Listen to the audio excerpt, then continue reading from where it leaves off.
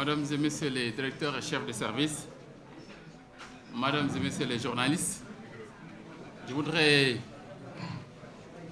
commencer d'abord par vous présenter mes excuses pour le retard accusé à cette conférence de presse qui était prévue à 17 h. Aujourd'hui, actuellement, il est 18 h 24. Lié à un agenda assez chargé, je sollicite donc votre compréhension.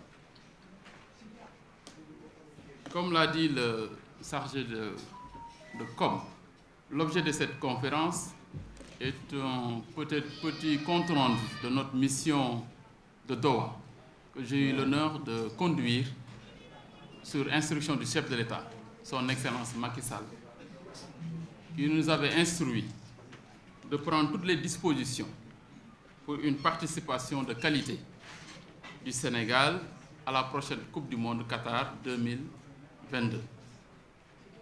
Et je voudrais donc, à l'entame de mon propos, commencer par vous remercier pour l'intérêt que vous apportez au sport, à tous les sports. Je vous souhaite encore la bienvenue dans nos locaux qui demeurent pour vous un lieu de collecte de l'information. La presse sportive nationale a toujours été un partenaire privilégié du département des sports. Vous constituez un relais indispensable et incontournable dans l'œuvre que nous menons à la tête de ce département. À travers vos publications, vous rendez service à la patrie et ceci honore bien le métier de journaliste sportif qui constitue, au regard de ses contraintes et de ses difficultés, un véritable sacerdoce. La conférence qui nous réunit cet après-midi a pour objet principal de faire le point sur les activités que nous avons menées avec la mission de prospection au Qatar dans le cadre de la préparation de la phase finale de la Coupe du Monde de football Qatar 2022.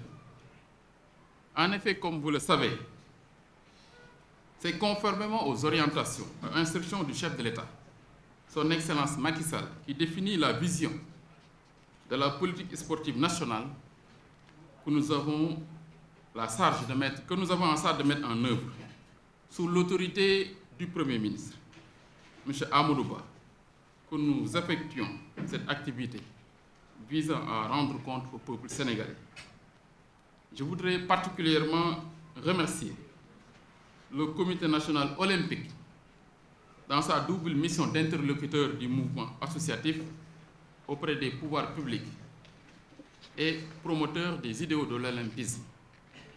Le président Mamadou Diagne Ndiaye, qui est le principal animateur, est un partenaire privilégié de mon département et je mesure à sa juste dimension sa contribution de qualité dans l'œuvre de gestion du sport qui m'est confiée. J'associe naturellement à ces remerciements tous les présidents de fédérations et groupements sportifs, ainsi qu'à mes collaborateurs qui s'activent quotidiennement à élargir les bases de la pratique sportive dans notre pays, souvent au détriment donc, de leurs obligations familiales, voire professionnelles. Mesdames et Messieurs, chers journalistes, en prenant service le 21 septembre 2022, nous avons poursuivi, conformément à la lettre de mission assignée au département, le programme de construction, de réhabilitation et de mise aux normes des infrastructures sportives, la réforme du cadre juridique du sport, l'élaboration et la mise en œuvre du plan national de formation, le contrôle et l'organisation de la vie fédérale. À cet effet, j'ai eu à effectuer avec mes collaborateurs des visites de contact et de courtoisie auprès de certaines autorités, des fédérations et groupements sportifs que nous allons poursuivre les jours à venir. C'est ainsi qu'il convient de mentionner que faisant suite aux instructions du chef de l'État, son Excellence Macky Sall, j'ai conduit une mission de prospection à Doha, au Qatar, du 9 au 16 octobre dernier, dans le cadre de la préparation de notre équipe nationale à la phase finale de la Coupe du Monde Qatar 2022. La délégation qui m'accompagnait était composée de toutes les parties prenantes, notamment la Fédération sénégalaise de football, le Comité national olympique et sportif sénégalais, la presse sportive, entre autres. La mission avait pour objectif principal de préparer le camp de base des Lions du Sénégal, hébergement et terrain d'entraînement, et l'organisation de leur séjour à partir du 14 novembre 2022.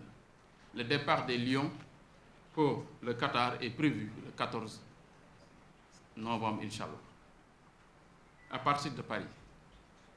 Valider les sites d'hébergement et autres membres de la délégation sénégalaise, officiels de la Fédération, du ministère des Sports, invités du gouvernement, familles des joueurs, supporters, journalistes et autres. Signer les contrats avec les partenaires, donc des différents sites d'hébergement, avec les partenaires stratégiques, donc WTS et les membres des délégations des précédentes missions. Arrivé à Doha le 10 octobre 2022, la délégation a été accueillie par son Excellence, le docteur Mohamedou Habib Diallo, ambassadeur du Sénégal au Qatar, accompagné de ses collaborateurs et hauts dignitaires qataris. Une première réunion de prise de contact s'est tenue dans les salons d'honneur de l'aéroport international afin de définir le plan de travail et les dispositions à prendre pour un meilleur déroulement de la mission, cadrage et répartition des tâches. Cette rencontre avec son Excellence, le docteur Habib Diallo, nous a permis d'échanger sur l'objet de la visite et les dispositions à prendre pour une bonne préparation de la participation de l'équipe nationale du Sénégal, ainsi que les différentes délégations sénégalaises, officielles et supporters au Qatar. La délégation du Sénégal sera composée de 327 membres, plus précisément 26 joueurs, 29 membres de l'encadrement technique et administratif, les officiels et invités de l'État du Sénégal, ministère des Sports et de la Fédération sénégalaise de football, les membres des familles des joueurs qui seront au nombre de 52, 150 supporters, dont 80 du 12e Gaïdé, 40 de Alekaza et 30 de l'ASC Lebougui de Rufisque, des journalistes et techniciens des médias. Mais c'est hors catégorie, c'est en dehors des 327, la presse. Les joueurs et l'encadrement technique seront toujours logés au camp de base. Toutes les dispositions sont prises pour assurer aux Lions un encadrement technique de qualité au Qatar. Accompagné de son Excellence l'ambassadeur, de ses services et du staff de la FIFA, les membres de la délégation ont visité le site mis à la disposition de l'équipe nationale par la FIFA. Il est situé au Doha Hall Handball Sport Hall de Doha, une propriété de la Fédération qatari de handball, non loin du terrain du stade Abdallah Ben Khalifa, où le Sénégal jouera sa troisième rencontre contre l'Équateur le 29 novembre 2022. Il y sera mis à la disposition de l'équipe nationale, le staff technique, l'encadrement administratif de la délégation du terrain d'entraînement en gazon naturel, 60 chambres, une grande salle pour les rencontres des joueurs et visiteurs, des salles utilitaires, salles de réunion, cuisine et autres.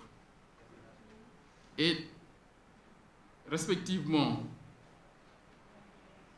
de 18 minutes du stade Al-Toumama où le Sénégal joue ses 2 premiers matchs. Durant le séjour à Doha, les membres de la délégation et autres de l'équipe nationale seront hébergés dans différents sites. J'ai parlé du site de Al-Toumama, du site de DM Khaled, du site d'Al-Baya, du site de City Villa, du site de Pfizer, qui est un hôtel, de même que les sites de Millennium Center et de Time Rock Hotel. Au cours de notre séjour, nous avons rencontré plusieurs partenaires, notamment le ministre qatari de la Jeunesse et des Sports, la direction exécutive de la fondation d'Espaïl Zone. Espaïl, c'est l'ancien partenaire donc qui avait un site à Sali pour la formation de la petite catégorie. Donc ils étaient présents au Sénégal depuis plusieurs années. Il y a la Fédération qatari de football, il y a les responsables également des hôtels ciblés, la Fédération également, nous avons rencontré également la Fédération qatarienne de sport pour tous. Ils ont un nouveau concept, le sport pour tous, c'est pour promouvoir le sport à tous les niveaux et dans toutes les catégories donc, de population. Nous avons également eu à rencontrer, comme vous l'avez suivi, la communauté sénégalaise résidant au Qatar qui évolue à peu près à 300 personnes. Toutefois, il faut rappeler certaines dispositions urgentes à prendre. Rappel à la FIFA, naturellement, ça s'est laissé à l'appréciation de la Fédération sénégalaise comme tâche urgente, mais également, nous avons prévu une mission avancée au Qatar, donc 10 jours avant l'arrivée des Lions, pour les derniers préparatifs.